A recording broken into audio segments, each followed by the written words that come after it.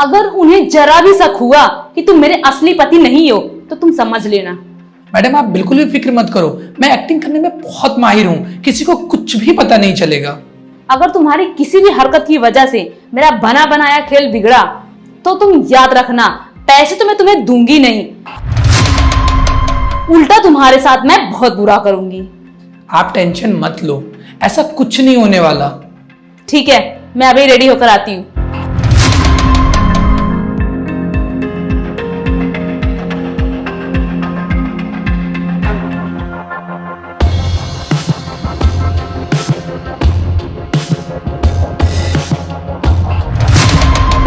तुम अंदर कैसे आ गए? मैंने सोचा पति बनने का झूठा नाटक तो कर ही रहा हूं, तो क्यों ना थोड़ा फायदा भी उठा लूं। वैसे खूबसूरत तो बहुत लग रही हो तुम। तुमने क्या मुझे ऐसी वैसी लड़की समझ रखा है? ज्यादा शरीफ बनने की कोशिश मत करो, मैं तुम जैसी लड़कियों को बहुत अच्छी तरह से जानता हूं। तुम मुझे गलत समझ रहे हो, मैं एक शरीफ लड़की हूँ। अगर तुम इतनी ही शरीफ होती तो अपने ही माँ बाप को धोखा देने के लिए मुझे पैसे देकर यहाँ अपना पति बनने के लिए नहीं बुलाती। मैं किसी को भी धोखा नहीं दे रही हूँ। तो फिर ये सब नाटक क्यों कर रही हो? मेरे घर वाले मेरी शादी करवाना चाहते हैं, किसी तरह मैं यहाँ अलग से फ्लैट लेकर अपनी स्टडी कंटिन्यू कर रही हूँ। मैं आईएएस बनना चाहती हूँ, लेकिन मेरे मम्मी पापा मेरी भावनाओं को समझते ही नहीं है, वो तो बस मेरी शादी करवाना चाहते हैं। इसलिए मैं उनसे झूठ बोल दी कि मैं शादी कर चुकी हूँ, ताकि वो मुझे बार बार शादी के लिए परेशान ना करें।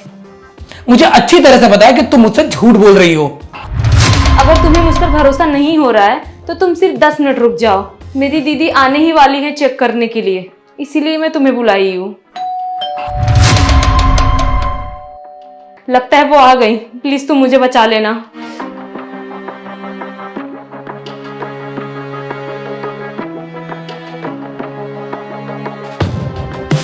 दीदी प्लीज प्लीज, दीदी प्लीज गुस्सा मत करो दीदी प्लीज।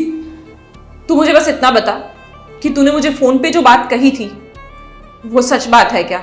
हाँ दीदी, वो बात सच है, मैंने शादी कर ली है।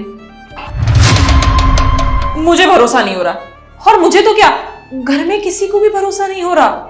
ठीक है दीदी, आप बस 1 मिनट रुको। विकास, बाहर आओ।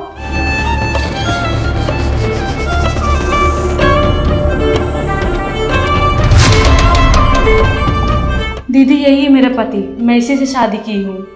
मम्मी पापा ने बस यही चेक करने के लिए मुझे भेजा था। तुझे पता भी है तेरी इस हरकत की वजह से पूरे परिवार की कितनी बदनामी होगी। अब हमारा तुझसे कोई रिश्ता नहीं है, अब तू इसी के साथ रह जिंदगी भर। मैं जा रही हूं। दीदी प्लीज गुस्सा होके मत जाओ दीदी, प्लीज प्लीज दीदी।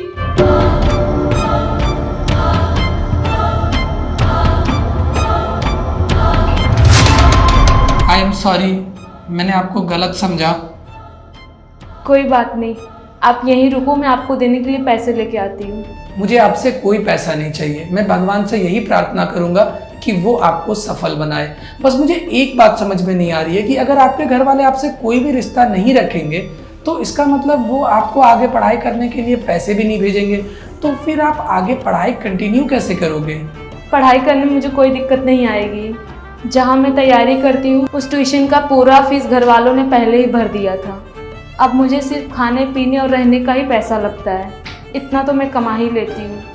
देखना एक दिन आप जरूर सक्सेस होगे। Thank you. ठीक है, मैं चलता हूँ।